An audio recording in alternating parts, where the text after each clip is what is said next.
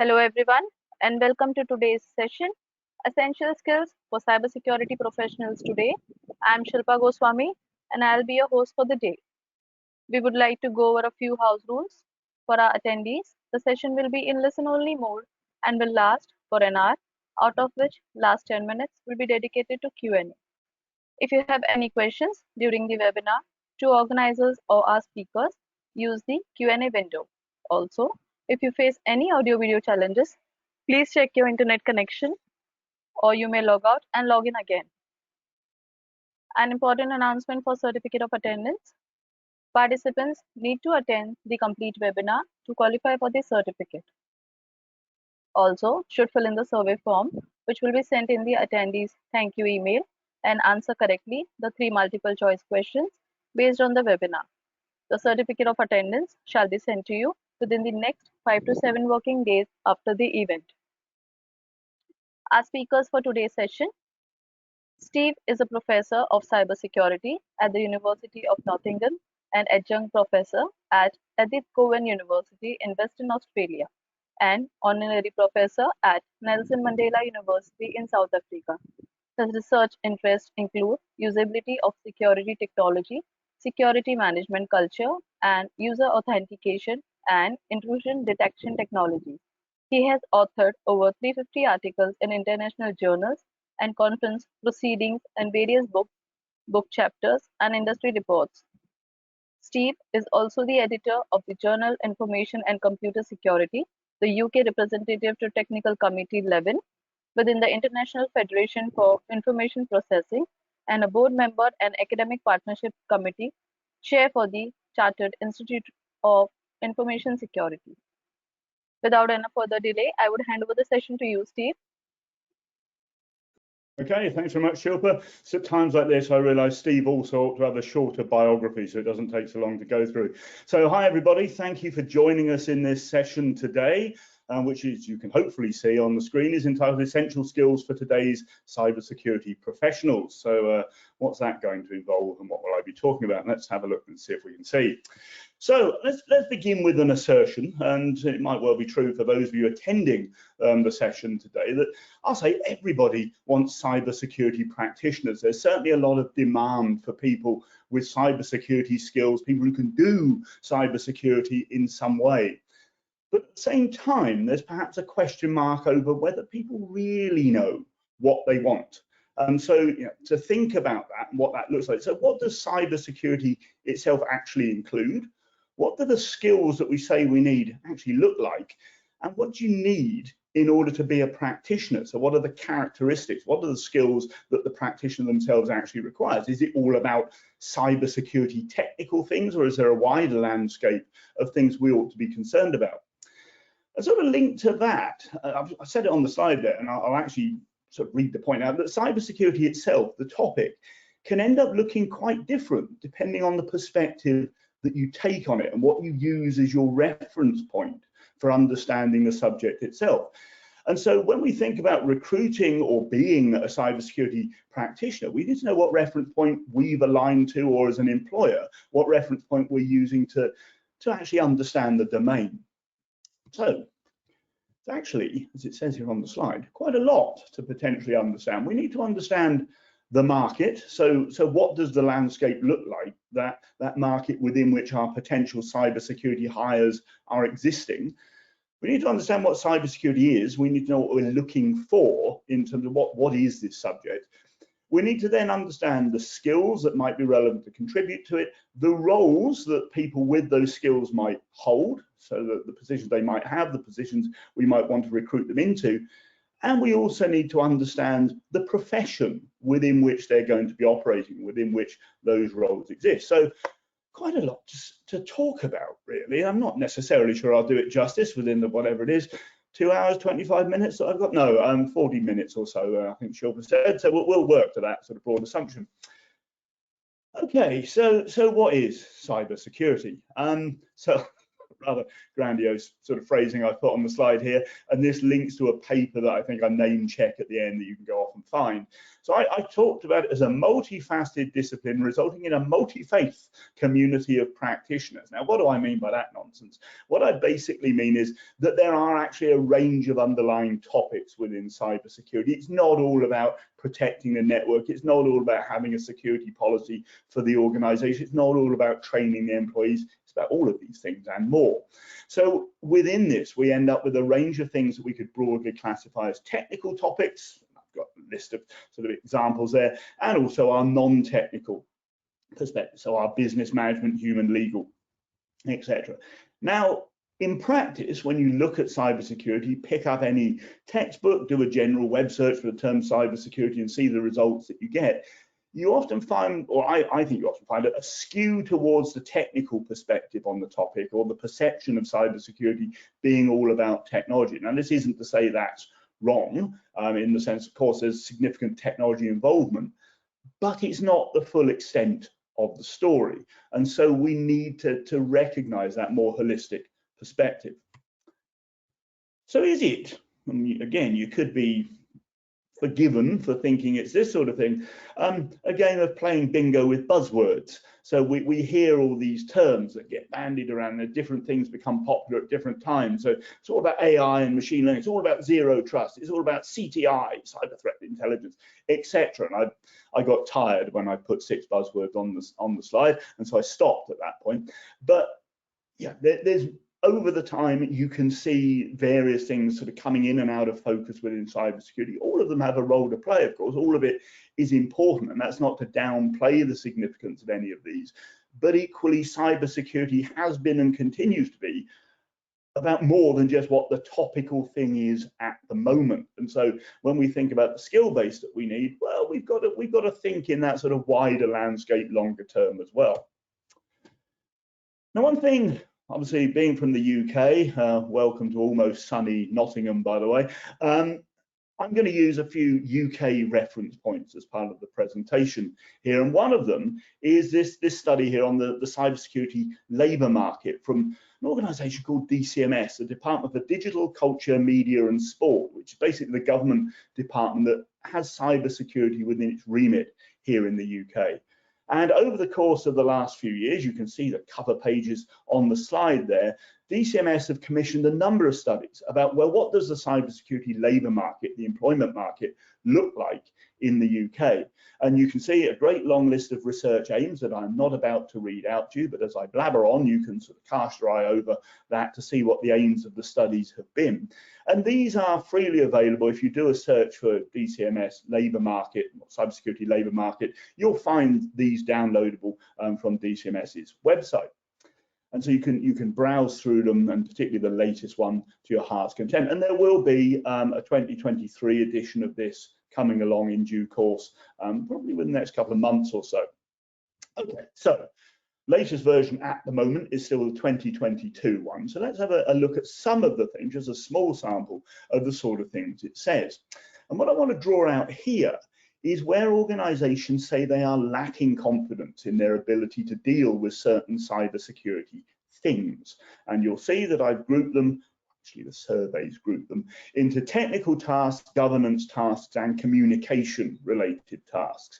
Not necessarily the terms I would naturally have chosen for all 3 of the headings, but it works for the basis of this slide. So remember, what we're seeing here is the percentage lack of confidence in the ability to deal with the things being listed. So, okay, on the technical tasks, we've got a range of sub-issues that were then, the respondents were then asked about. And the respondents here are businesses within the UK. And so people representing the cybersecurity function in a range of businesses, small through to large organizations. And what we generally see here is, okay, there's a level of lack of confidence over some of these issues, but generally it's no more than a quarter of the respondents saying they lack confidence dealing with these technical things. And so the biggest areas of lack of confidence are, explicitly quite specialized technical tasks, as forensic analysis, penetration testing, and security architecting. Okay. If we jump though to the governance tasks, which is okay. This is the broader landscape of managing the security within the organization. So moving away from the technical perspective. So looking at this, we can see all of those figures in terms of lack of confidence. It's now a higher proportion of organizations saying they lack confidence in these areas. And so if we look at what these things are, so look at the very bottom one, carrying out a cybersecurity related risk assessment. Almost half of the organizations feel they lack confidence in their ability to do that. Quite a worrying thing, perhaps, insofar as if you don't know what your risks are, how do you know that your other controls and your countermeasures and your technologies that you're introducing are actually targeting the right things? Developing cybersecurity policies. I mean, if I was to deliver you a lecture about sort of cybersecurity more generally and managing cybersecurity, I would say that having a cybersecurity policy alongside assessing your risk is sort of one of those fundamentals that an organization ought to have in place. But again, almost half, by my vague accounting of maths there, are lacking the confidence to do that thing. And then jumping to the last thing, okay, very few people lack confidence in giving advice on acceptably strong passwords. We know about passwords, we've used passwords for years, we know what strong looks like allegedly. Often we don't actually follow the good practice, but they're confident in their ability to advise on it. Jumping down a little bit further though to preparing training materials or sessions. So what do we need in order to enable our staff to be aware of their security responsibilities and what they ought to be doing? We might want to train them.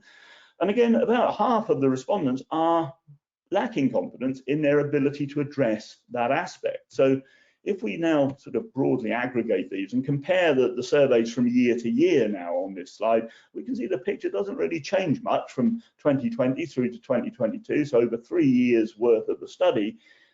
Yes, there is a lack of confidence amongst some in terms of technical skills, but the lack of confidence in other areas is even more pronounced. Okay, so that's worth bearing in mind when we think about the range of skills and things that need to be represented in an organization. We dig in a little bit further into some of the more specific technical skills gaps. So this is digging in a little. If you take the full survey and dig in a little bit more deeply, you'll see where this fits in. But now we're looking under the surface. So what areas of technical skills do people feel they've got gaps in? Well, there's a range of them, and I, again, won't read them all out. But yeah, clearly there's gaps here. So we need to increase the level of provision for training for staff, or bringing in staff with more expertise, or upskilling the people that we've got. And then 4 in 10, 40% of them have a complementary skills gap. So what does that mean? Well, that means things like this. So ability to do things like communicate with other stakeholders. The ability, so be that in terms of oral communication, be that in terms of writing, the ability to work together with others, and looking at the bottom one there, the challenge of persuading non-cybersecurity staff, so everybody else in the business, let's say, to follow the cybersecurity policies, if indeed you've got them. And so all of these are, again, relevant skills for our cybersecurity practitioners to have, because you don't want cybersecurity just to sit there in an isolated bubble where the people that do cybersecurity, those who've been hired to take care of it, are doing their bit, and the wider organization doesn't understand its role. For the organization to be secure, we need this communication outwards, which is where a lot of this comes in. And that includes communicating to staff at the lower levels, but also upwards to the board and those who are going to ultimately be the decision makers about investment and resourcing what cybersecurity requires. Relatively old now, this bit of information, not as old as me, of course, but nonetheless, it's a few years old, from the InfoSec Institute, again in the UK, from 2018, top 10 skills that security professionals need to have. So if we look at this top 10 list, okay, the first 5 of them, let's say, are probably quite comfortably in that realm of technically related skills. Of course, they've been given different names to the things that we had on the previous slide. There isn't a standardized vocabulary for what all the skills are called, and we'll prove that a little bit further as we go through. But then if we look down the list a little bit further, so data analytics, customer service, communication, collaboration, all of these things, again, sort of what the previous slide would have called the complementary skills, the soft skills, the ability to work and be active within that wider context. And again, looking at other studies. So one here about a study again done back in 2018 around hiring and retaining top cybersecurity talent. 5 key skills that are flagged here around cybersecurity strategy management, user education, risk assessment, and security operations. So only the last one, arguably, sort of fits firmly in the more technical realm, and the others are things that feel more like the governance and communication categories of tasks from earlier. Now, notably here, the respondents were at more senior levels of responsibility. So the things that they were doing or coming into contact with day to day were perhaps a different level of activity and a different focus to what the, if you like, the lower level, closer to the coal face of activity staff would have been doing. But again, it illustrates that within the organization as a whole, you need to have these skill sets represented. And again, another couple of quotes from another couple of surveys, both a year more recent in these cases. Now, so from the State of Cybersecurity study in 2019, currently the most prized hire in a team is a technically proficient individual who also understands business operations and how cybersecurity fits into the wider needs of the enterprise. So, okay, technical skills are important, but they need to be accompanied by other bits. Second quote, the really good people are far more than just technically skilled, especially in the higher ranks, links back to that other slide, need to have a mix of technical and soft skills, which enables things to be done that actually work. So if you've not got the message already, what I'm not saying is that non-technical skills are more important, but I'm saying they are nonetheless important to have, and it's the combination of technical and non-technical skills that is likely to lead to success for an organization, and therefore it needs to be looking for a base of practitioners that cover these aspects. So, key point, as it says here, that security is a wide discipline and it requires a holistic view.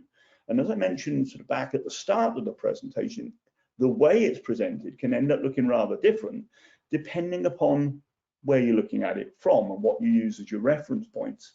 So let's look at a couple of security frameworks in some particular detail and then compare them to a landscape of even wider frameworks alongside them. So one, and again, I'm going to sort of wave the flag and say, okay, this is something that originated in the UK, is something called the Cybersecurity Body of Knowledge. And what this is, as it says there on the slide, it's grouping the coverage of cybersecurity into 21 of what it calls knowledge areas. And again, I will not read them all out for you, but you can see them listed on the slide there. And you can see, quickly scanning through that list, that there's a mix of things that you might interpret as being technical topics, and others that you might say, okay, that's not so technical, that's organizational, etc. Okay, so bear that in mind as I now jump to a completely different slide. Which is the previous version of something called ISO 27002, which is an international standard code of practice for information security controls. Information security, it's calling it there, not cyber security, but between you and me, they're very similar things. Okay, so 14 clauses now. It's not calling them knowledge areas, it's calling them clauses, it's topics, basically. What you can see, if you remember the previous 21, prizes, if you know, no prizes whether you remember them or not, but hopefully you might see that there's some difference here. There are some things that look immediately the same. So cryptography, for example, get name checked in both of them, but this one has some things that the previous one didn't, like mentioning supplier relationships or compliance or physical and environmental security, for example. Okay, so both of these things are reference points for understanding cybersecurity. But already we can say, okay, CyBOK had 21 topics and ISO 27002 version from 2013 had 14 or has 14 of them. I should just add, there is a 2022 version of ISO 27002, all these numbers, which actually changes the structure quite significantly. But the reason I've kept this version in is because it links to this very colorful chart that I'm now going to show you here, which is basically taking those two frameworks, so CyBOK and 27002, that are roughly in the center of this chart, and comparing them to the coverage of various other frameworks that we can also identify. This is not an exhaustive set of frameworks, it's just a few that tend to get used in practice or used as a reference point. Now, I've used a range of colors here and they each mean something, and you might well be able to read it on your screen better than I can read it on mine. But The blue is where we're talking about coverage of topics that are predominantly non-technical. The green is where it's whatever topic they've identified, I considered to be a mix of technical and non-technical things within it. Purple is predominantly technically oriented topics, and red is where there's a non-cybersecurity topic being covered within a thing that nonetheless purports to be cybersecurity.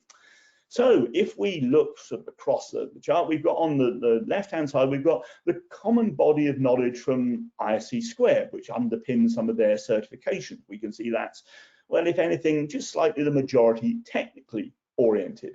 Something called the CISEC Skills Framework, which I shall come back to, from an organization called the Chartered Institute for Information Security, which I'm a board member, as Shilpa pointed out earlier.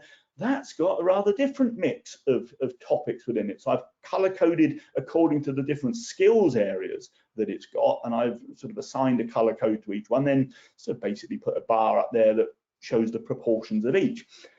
Something called CSEC, which is the Cybersecurity Curricular Guidance for undergraduate cybersecurity programs, produced by the ACM, the IEEE, IFIP, and AIS back in 2017, if I remember correctly. That's sort of slightly skewed towards technical topics. CyBOK, as you might have inferred from your own assessment of the 21 topics listed, is more skewed towards technically oriented topics. ISO 27002, as you might have also gathered, is more skewed towards non-technical. And so it goes on across I won't read that all of them. You can see the key point here is the size and proportions of these bars differs.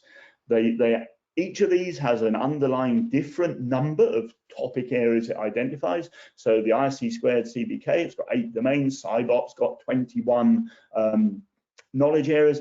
27002 had 14 clauses. Okay, now let's show at least how I did this for CyBOK and 27002. Here's where my colors come from, and this is why these lists are in different colors. So the first 4 knowledge areas in CyBOK, about risk, about law and regulation, about human factors and privacy and online rights, so looking through those, I'm going to conclude they are majority non-technically focused. The one about adversarial behaviors, actually it's mixed when you look at what's talked about in that knowledge area. And all the rest of them, and I should note here that I've used an earlier version of CyBOK for this particular bit when it only had 19 knowledge areas. CyBOK is a dynamic thing, and it's evolved over the few years that it's existed. So the earlier version had 19 knowledge areas. The 2 that have been added, formal methods and applied cryptography, I can tell you what they are. They would both fit into the technically oriented subject, so that skews even more. 27002, I won't read out all the topics, but you can see there. The ones that I've classified as being technical are in purple, and the ones that I've classified as non-technically focused are in blue. So, okay, all very well. What does that prove? That proves that cybersecurity doesn't break down and get categorized in exactly the same way depending upon the different sources you might use. Different things have a different version of the story to tell. And it's not that any of them, I should have said this before, it's not that any of them is the right or the wrong answer. They're all right, but they're all also different. It depends on their perspective. And that doesn't matter, but what you do need to realize is the perspective you're using as your reference point, because it's going to skew potentially your interpretation of what cybersecurity is all about. So, okay, what's important then to employers in cybersecurity? So here we've got a workforce study from 2021, and other versions are available, but this one has some relevant ranking there. The proportion of respondents rating each of these issues as important, and we can see the top rated issue is not something that says it's specifically about a bit of cybersecurity, it's the general thing about being able to have and apply problem solving abilities. Let's highlight a few things. So look at some of the keywords that come up here: ability, skills, experience, knowledge, skills. So it's those sort of characteristics. And then, assuming my highlighting works appropriately, which it does, we've got a couple of other things that fit in. So cybersecurity certifications and qualifications being picked out as well. So that's what people are looking for. Why are they looking at those? Well, generally because they will indicate that people have got certain knowledge, skills, and experience. The certifications and the qualifications become a proxy for signifying the things that organizations are looking for people to have: knowledge, skills, experience in particular areas. All right, so we want a cybersecurity role. It's something that needs to be done. What do we need in order to get us to that point, to be that role holder, or to hire somebody to hold the role? Okay, so we need knowledge, I will suggest. So somebody can say, I understand this thing. Now, is that all they need? It's not all they need. They also need some skills. It's not just knowing about it, it's being able to do it. Okay, so this is how I'm going to define knowledge and skills. Is that enough? Come on in, do this role in our organization. That doesn't seem to be, when you look at job advertisements, what most organizations are asking for. They tend to ask for this other thing, which they call experience. So not only can you say you know about something and you believe you can do it, you can prove that you've done it. You've got experience of doing whatever it is in practice. Is that enough? Might be, but then it comes down to perhaps also the attitude and the application of these aspects by the person that's doing it. So, okay, I've done it, I know how to do it, I understand what I'm doing. Will I do it properly? Can I do it properly? Do I have the actual capability to pull all of that into practice appropriately? And alongside that, very much about the attitude and the approach is the professionalism side of things, that I will try to do it properly. So it's not that I can do it and I'm not going to be bothered. I actually will take an appropriate professional approach to doing the thing that I've been asked to do. And then that takes us to an appropriate point where we've got somebody that we think would be suitable for a role. This is what I will suggest to you. So you've got to think about all of those aspects being appropriately represented. I know that the presentation is about skills, and we'll come to a little bit more focus on how we can look at those shortly, but skills don't exist in isolation. We need to think about the context in which they fit. Now, all of that was leading to roles. So what do the roles look like? Is there at least some consistency about what the roles are called? Not remotely any consistency about this either. So different sources will talk about role titles and specialisms or careers in different ways. And again, it's not that there's a right or wrong way, but you need to know what the reference point is that you're looking at. So this one that I've pasted on the thing here, this is the actual source is an organization called Burning Glass Technologies, and they look at job postings and classify the areas in which they're fitting and what they're asking for. Now, this is the reference point that was used in that DCMS study of cybersecurity skills in the UK labour market. So I put that one in there because it links to that. And we've got things like security engineers, security analysts being listed there. Bear those in mind as I advance to the next set of categorizations, which is from something called the CISEC roles framework. So this is from CISEC, Chartered Institute of Information Security. And alongside the skills framework, which I mentioned on the other slide, you may remember, it also has a roles framework, and it categorizes the roles like this. So you have a chief information security officer, you have a system security manager, you have a pen tester, you have a vulnerability analyst. It's different to that previous list. And I'll just go back to the previous list and prove the point. So do we see data protection or security engineer on this list? No, we don't. Well, not explicitly anyway. They might be wrapped into other roles, but they're not explicitly using the same name. So that's two examples of variation. Let's have another one. This is from another thing in the UK Cybersecurity Council. And have a look at the URL there to get direct access to this. And if you had this on the screen in a web browser, you could hover over each of these areas and drill down and see the knowledge and skills and experience, things that are generally looked for. Key point I'm going to flag here is, again, it's a different set of names. There are some things that are similar or even directly the same as a couple that we've seen on the other slides, but it's not exactly the same. 16 of these. Let's look at something else. Oh, from EC Council. So these are specializations as EC Council represents them. So specializing in technical support, in forensics, in network coordination, administration, etc. So again, it's not that it's right or wrong, but it's certainly different from the other ways of looking at it.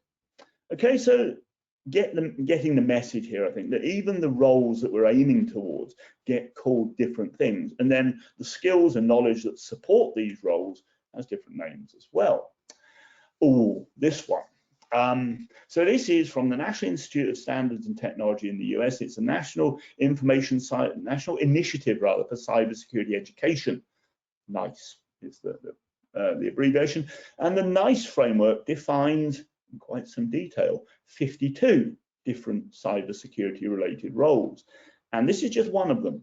And you can see here that the way this role is defined, well, it has a number of tasks that you'd expect that role holder to do, various elements of knowledge that you'd expect them to have, various skills and various abilities. And each of those numbers there under the task, knowledge, skills and abilities is a separate entry that you would look up and see, okay, what's that all about? And that's how you understand the specification for that particular role, which is a security architect, which at least has some commonality with terms we've seen on the other slides. And so, breaking us away from that for just a moment, I've got a selection of pictures of different wheels. And all of these wheels achieve the same purpose. They make something roll along.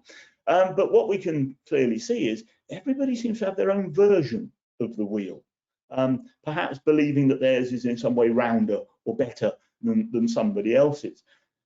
Yeah, somebody might be right. There might be an absolutely perfect version of a set of roles, etc. EC Council, I'm sure, would like it to be their version, and that will be the reference point. Maybe. But the problem is that other people have got reference points as well. And so it creates a potential problem, as it says there, in terms of, well, clarity in the market and also comparing. Well, they call it this, they call it that, they call it this. What ones are equivalent? What ones are different? And so, okay, it's not that you necessarily have to map the entirety of the market in that way, but what you do need to understand is the reference point, again, as with understanding what the topic of cybersecurity looks like, what the landscape of roles looks like, at least pick a reference point and understand your needs through that lens. Here's just another one. So this is the most recent of the batch. So this is something outside the UK now, not part of Europe anymore. It's the European Cybersecurity Skills Framework, championed by the European Agency for Cybersecurity, ENISA.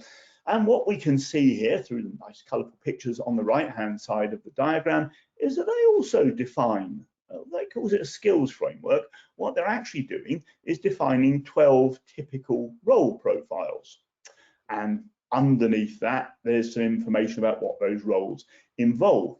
So it does talk about the skills inherent in each of them, but it's not really a skills framework. It's a classification of roles. And again, there's some commonality between the earlier roles that we saw, and there's some differences.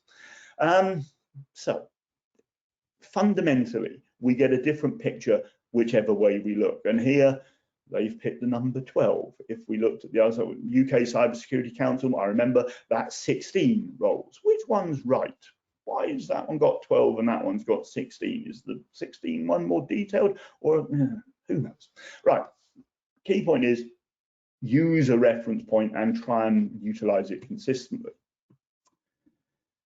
Going further into it then, if we want to understand, once we know our landscape of roles, what do the skills within it look like? And going back to that thing of, okay, some are technical, some are non-technical. Again, you've got the NICE framework's way of classifying skills. The ENISA thing that we just looked at will have its own parlance and vocabulary for the skills. Here is one that I will advocate purely because I'm a board member of the organization that champions it, which is the CISEC skills framework, which has these various skills domains or main discipline areas, so from A through to K, and we can see that some of them, like the first one, information security, governance and management, feels like one of those non-technical domains that I was talking about, whereas other ones like implementing secure systems, operational security management, incident management, investigation and forensics, they're more technically oriented in terms of what somebody would be expected to do.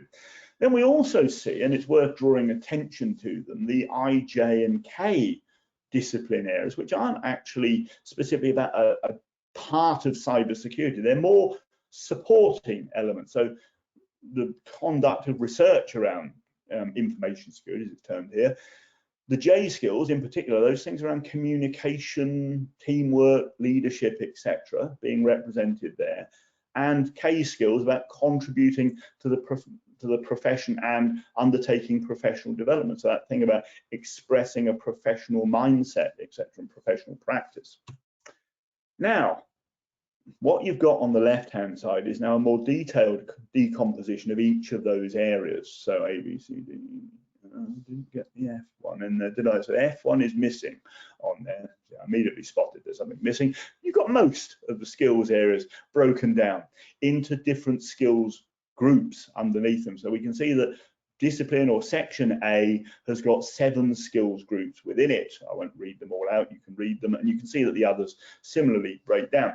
Then each of those skills groups, somebody could possess or develop that skill to a different level of capability. So that's what's shown on the right-hand side here, going from level 1 to level 6. So level 1 is that you've got a basic knowledge, basic awareness that this particular thing is relevant and it's important, through to, let's say, at the middle levels of 3 and 4, being able to put this into practice. You've got some hands-on practitioner experience of whatever the skill you're talking about is, and right up to the top level where you are now, you're the expert in the area, you're a lead practitioner, you could take responsibility for this issue within your organization, let's say. And so, you know, different people at different levels of their career and different things that they focused on in terms of study and then further professional development will have different levels of capability against these different skills. And the different roles that we might want to fill would have a different profile in what skills they would need. So for example, if we wanted somebody to be doing things around architecting our systems, then we would look for people with higher levels of skill within the C area, for example. So enterprise or technical security architecture and secure development. So we would look for people who've got higher level of skill expressed against those. If we wanted somebody to manage the policy and conduct risk assessment, we'd be looking more in the sort of A and B sections, for example, to see, well, what level of skill do people have there. So it helps us to understand the skill base of our employees, of our staff, or ourselves as individuals, as we look to see where could we develop and what level do we think we're at and what level do we need for the roles that we aspire to. And within an organization, planning out the needs of a cybersecurity team. So what areas of skill do we need and what levels do we need them to reach? And then this can be put into a wider context within what the CISEC and the CISEC organization does. So within this, for members, we've got skills, roles, and knowledge frameworks, and the CyBOK body of knowledge can sort of link into the knowledge framework area as well. And this sits into what we call a capability development methodology. So an individual can actually start working themselves through this, so benchmarking their abilities, or an organization can benchmark its staff. It helps in terms of recruitment, it helps in terms of developing a workforce, it helps in terms of accrediting individuals or indeed creating training programs, and it helps in terms of reviewing your posture, be it as an individual or as an organization. And then there's a membership structure for people to join CySec. This isn't an advertising pitch for it, but again, just for people to be able to demonstrate that they've reached a level of professional capability, so to assess themselves and then have that validated against the skills framework. That's where particularly the associate, full, and fellowship membership levels come, because people don't just self-declare that, oh, I'm an expert practitioner in this. You actually benchmark yourself against the skills framework and then get that reviewed. You evidence it based on the experiences that you've had. So sort of drawing this back to, okay, so where do these things fit together? So fundamentally then, what we're interested in is getting a job done. So that's the roles, let's say, but those roles require knowledge, skills, and experience, the bit that we had on the left-hand side of that diagram earlier.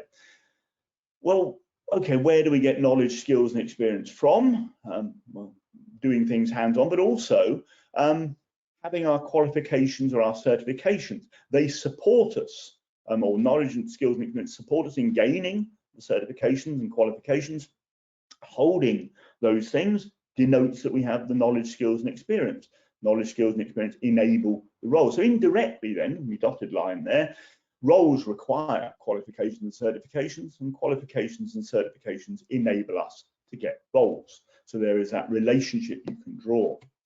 And that links to the sort of thing that EC Council, of course, is able to provide in terms of the various certifications that it has on offer within its portfolio of certification programs. So there is a nice sort of set of colourful illustrations of them. And again, you can see a range of titles there, some of which you can match to security topics and roles, etc. But there again isn't a direct mapping, but those certifications will certainly help in terms of fostering knowledge and skills that then certain roles will need.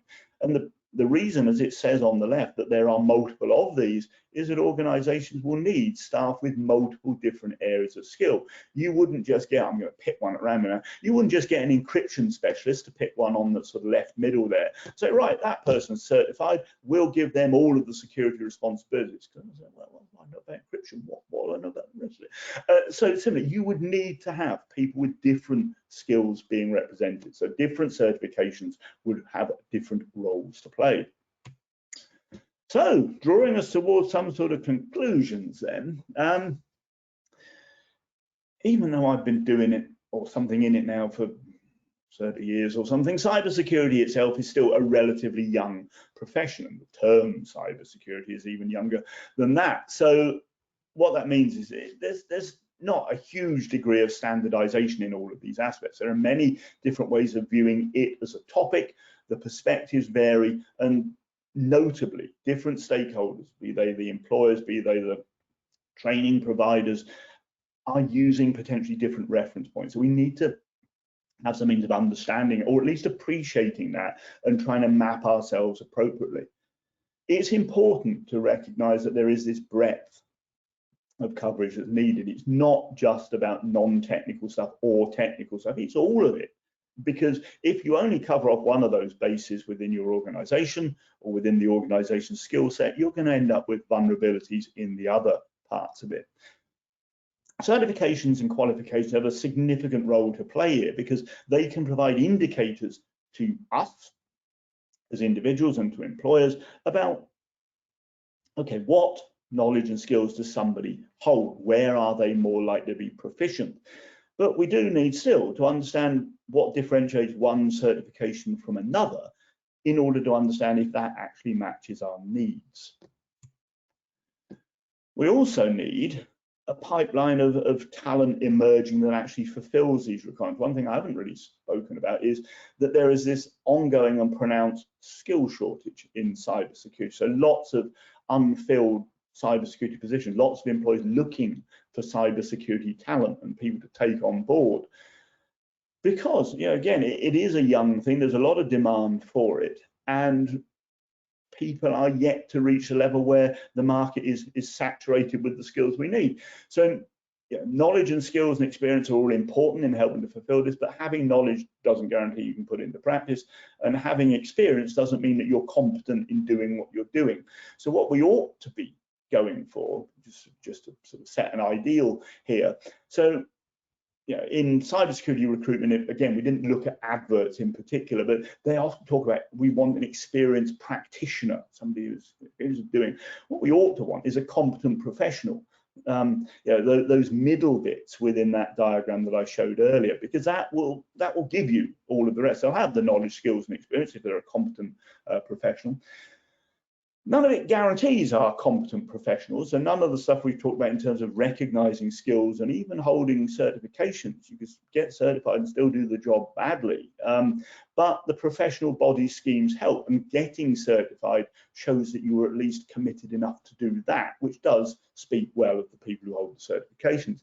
But we need to recognize the breadth of skills and the fact that these also develop during our individual careers and across the span of an organization's evolution in terms of how it's using technology. So somebody who's expert in the latest cybersecurity technologies today could well be lagging behind in 5 years, or they will be lagging behind in 5 years if they've not maintained their professional development. So a few things just to flag up, and you can take screenshots or photographs or frantically write things down, or just do a web search for these sources that I've used. So that's the full web address for the most recent cybersecurity labour market study from the UK. So if you do a web search for UK cybersecurity labour market study, those words will find the result. Something from myself and Matt Bishop in the US at UC Davis, that colourful bar chart thing with the different proportions of technical and non-technical stuff. Matt and I did that for an article in Computer Fraud and Security back in February 2020. And also something just by me there, which may or may not still be freely available from Computers and Security, a paper generally talking about the cybersecurity workforce and skills, so a similar landscape to that which I've given in this talk. And other than that, you get the glory of looking at a different picture of me on the screen alongside what you presumably can see through the camera as we go into Q&A. Shilpa, over to you. Thank you so much, Steve, for an informative session, and our attendees share the same sentiments. If you are interested to learn more about our programs, do let us know in the poll that's going to be conducted now. Let us know your preferred mode of training, and we will reach out to you soon.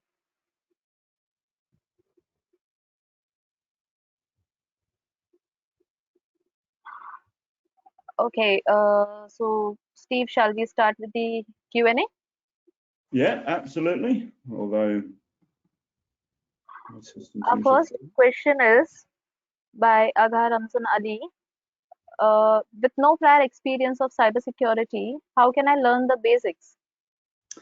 Okay, so that's a very good question. I mean, there are certification schemes that are around that aim towards people with wanting to build the foundational knowledge. So using an EC Council example, for instance, you've got the certified secure computer user, which would get you the foundation of knowing how you're supposed to operate securely as an individual using the technology.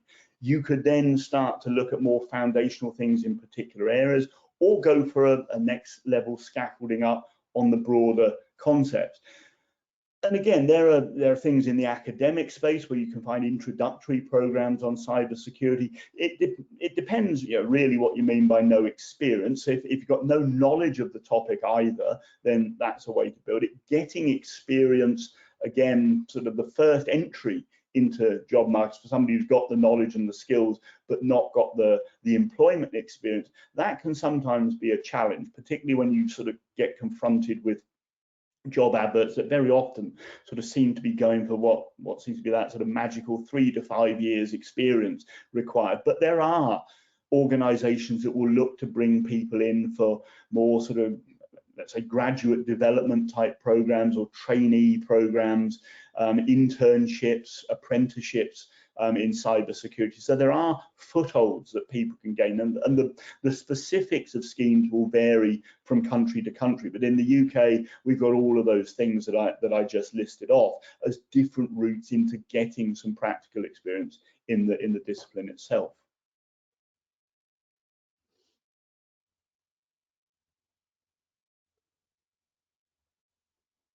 Thank you so much, Steve, for answering that question. Our next question is, does CISO need to be conversant with DevSecOps? If yes, what can best asset CISO to learn and understand DevSecOps? By Dattatare. So conversant, it would be useful, I think, because then you understand where that fits in and as appropriate to the needs of your organization.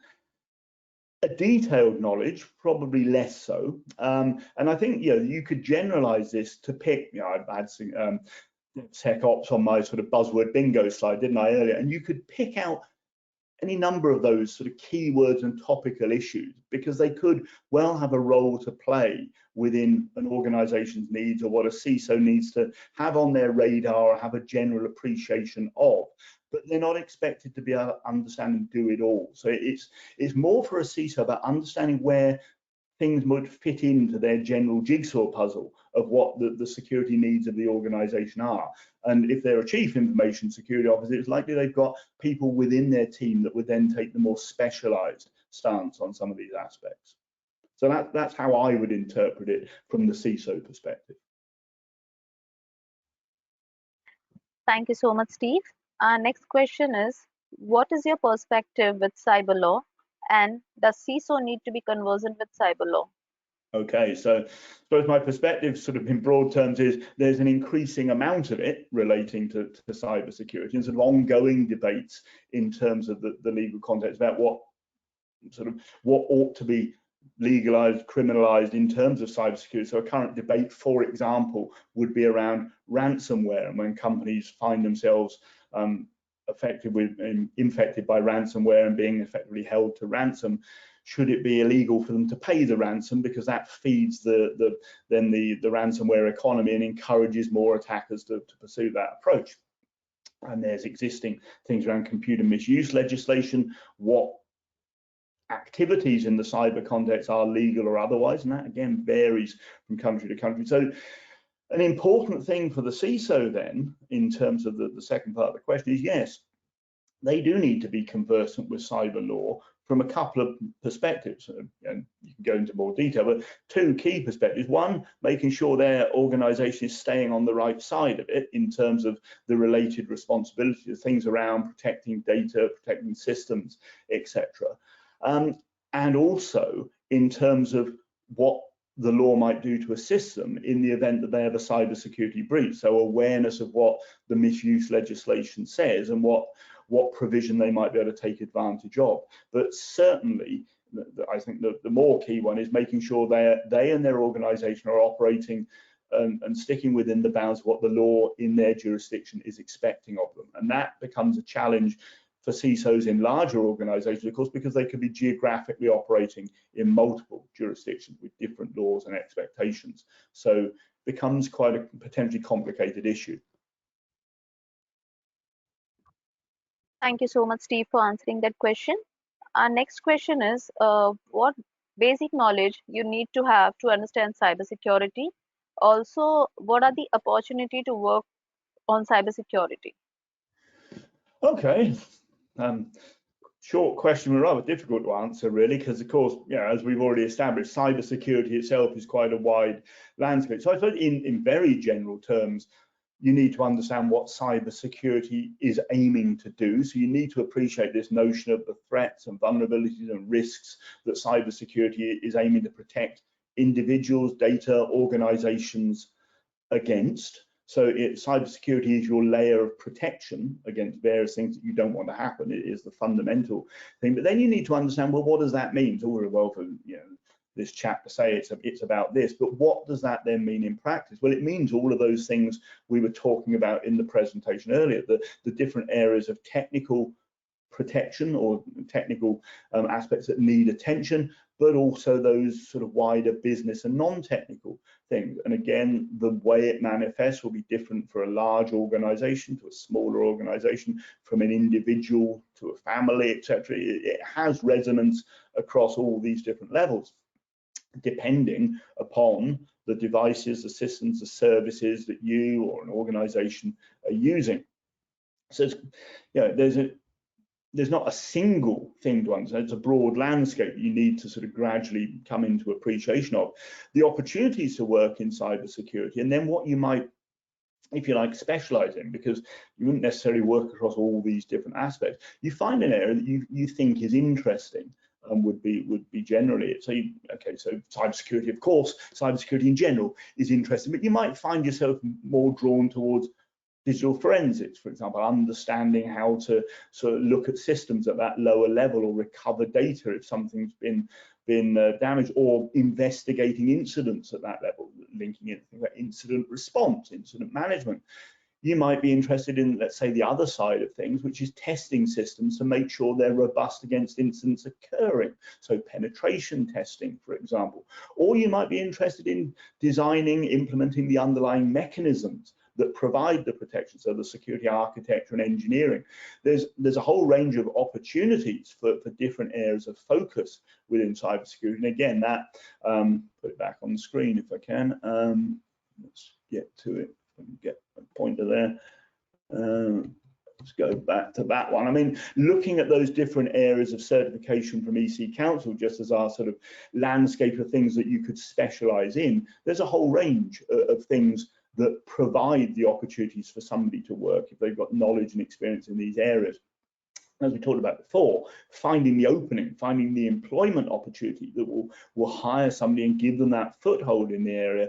It's going to depend upon the job market and the opportunities that are around at the time, wherever people are listening from. Thank you so much, Steve. Our next question is, how can we protect our organization using defense in depth? Okay, so I mean, fundamentally, I'll turn it into a statement. We can protect our organization using defense in depth. And what this is referring to is having security at different layers, not just relying on one form of security to provide the protection for the assets that we're looking to protect. So, I mean, we could think about things like the level of network security around for the organization. We can think about device level protection. We can think about data level protection, and we can accompany that via user education and awareness so that people are not just relying on the technology. We can have the policy that supports the overall provision. So it's recognizing that security needs to be considered in that, well, both holistic and also layered fashion, so that it's not that an attacker just has to get past one thing, or that a breach, because it's not always necessarily through attacks that cybersecurity gets breached, that some sort of incident doesn't occur that immediately compromises everything. We want it's fail safes and different levels of safeguard. So I say, turning it into a statement, utilization and recognition of defense in depth can protect our organization, and it's a good practice to follow. Thank you so much, Steve. Our next question is by Pranav. He is like, I'm working in endpoint security implementation and pre-sales and want to move into a management role. So he have two questions. First is, in CISSP and CISM certification mandatory for any management role in cybersecurity, or is MBA enough? Second question, what are the management roles available to me from my current role's career path, or what shall I do to move in a management role faster? Okay, so quite a sort of an involved question. And let's pick out sort of the part one of it, and talking about particular certifications and whether they're mandatory for a particular role. I think in short, no. It's not that a particular certification is the one that somebody would be needing to have. I mean, fundamentally, what you're looking for is not that somebody has the certification, it's that they've got the knowledge, skills, and experience to do the role that's being sought. I think what we often find is that certifications get used as a shorthand by recruiters, by employers, to understand if somebody has got an appropriate profile, an appropriate background to say that they've got the knowledge, skills, and experience. So, if you don't hold a particular certification, you can still potentially demonstrate that you've got the underlying aspects covered. It depends on in a sense, the effort to which recruiters, employers are prepared to look. I think it would be rare they say you've got to have this particular thing, and if they did that, I would argue that it's a sort of short-sighted approach, because all that proves in a sense is that somebody went through the process and got the certification. What did they get it on the basis of? It's their knowledge, skills, and experience. That's what got them it, so to speak. What are the management roles available to me from a current career path? Well, I mean, that's hard to say, because without knowing the details of the actual position and what the responsibilities are and how that might translate into a more management level role, is difficult to say. I think what you could usefully do is look at something, look at one of the available skills frameworks and say, okay, how do I think I measure up against that? What skills do I have and to what level? And then look and see, what are people who are employing people in more management roles looking for? So what skills and to what level does the role I aspire to have, and where am I positioned against it? And then, okay, if there's some distance between the two, what can I do in terms of professional development to bring myself more into alignment with it? Okay, that is basically what I would say. What to do to move into a role faster? Well, it's not difficult to say again. I mean, it very much depends on positioning and the opportunities that are available. But I would always advocate evolve into a role that you feel you're appropriate for and that your skills actually will serve appropriately. It shouldn't be a case of, well, I've decided I'm suddenly going to switch from a technical role to a management one, because you need to have that competence to actually do the role you're going into appropriately. Thank you, Steve. So our last question for the day is, how does cybersecurity differ from certification and degree? Okay, so I mean, I'm going to interpret that as sort of how do certifications and degrees differ in the context of cybersecurity. I hope that's sort of a correct interpretation. I think, ultimately it's an issue of focus, because certifications tend to be more specialized. They tend to be focused more, although of course there are entry ones that students doing degrees might do alongside them, but more of the certifications tend to be focused at active practitioners and taking people down a particular channel there. And so there's that aspect to it. I think degrees, if we think about university academic degrees, I hope I'm again interpreting it correctly, there tends to be a different level of focus and coverage. They tend to, particularly an undergraduate degree, will be a longer period of study, and it won't be as, let's say, practitioner focused perhaps as a certification will be. And so it's trying to build that broader knowledge and understanding. It wouldn't, even if you go to a degree that's a bachelor's in cybersecurity, let's say, you might not find that all of the things that in fact you ought not to find, that all of the things that you're studying on it over the course of several years are cybersecurity this, cybersecurity that. What you would want is a broader introduction to the technology and the things that you're trying to secure. So in an undergraduate degree, I'd expect to see coverage of software development, of network technologies, of the principles of business, of something around law, so that alongside all the cyber stuff, so that somebody emerges from that with a more holistic understanding of not only cybersecurity, but the context in which cybersecurity needs to be applied. If you're doing a master's program, it could be a bit different there because you've got less time to do it. If I'd had a different slide in the deck, what I'd have also had is a colored, another of those colored technical, non-technical ones, comparing different master's programs, all of which called Masters in Cybersecurity, and all of them mixed differently in terms of the amount of technical and non-technical coverage. So even something called the same thing, MSc Cybersecurity, take 10 of them from 10 different universities and you will find 10 different products in terms of the way they mix the topics together and the emphasis they give. And again, it's not that any one of them is right or wrong. It's not that qualifications are better than the certifications. It's understanding what is fit for purpose for you and what you want to aim towards. So the qualification that the person sat next to you has got, or the certification that the person down the corridor has got, doesn't mean it's the right one for what you're trying to do as part of your career development. Thank you again to our wonderful speaker, Steve, for answering those questions and for the great presentation and the knowledge shared with our global audiences. It was a pleasure to have you with us, and we are looking for more and more sessions with you, Steve. Before we conclude the webinar, Steve, would you like to give a small message to our audiences? Well, thank you very much, everybody, for staying with it. I hope you found it interesting, in some way useful and informative. I'm delighted you were able to join us. Thank you very much. Thank you, Steve, for the message to our audiences. Before we end the session, I would like to announce our next CyberTalk session, Improving ROI with Implementation of DevSecOps, which is scheduled for 17 February 2023. This session is an expert presentation by Mr. Udit Saxena. To register for this session, please do go visit our website www.eccu.edu/cybertalks. The link is given in the chat section. Hope to see you all on 17th February. With this, we end the session. You may now disconnect your lines. Thank you. Thank you so much, Steve. Cheers. Bye all. Bye-bye.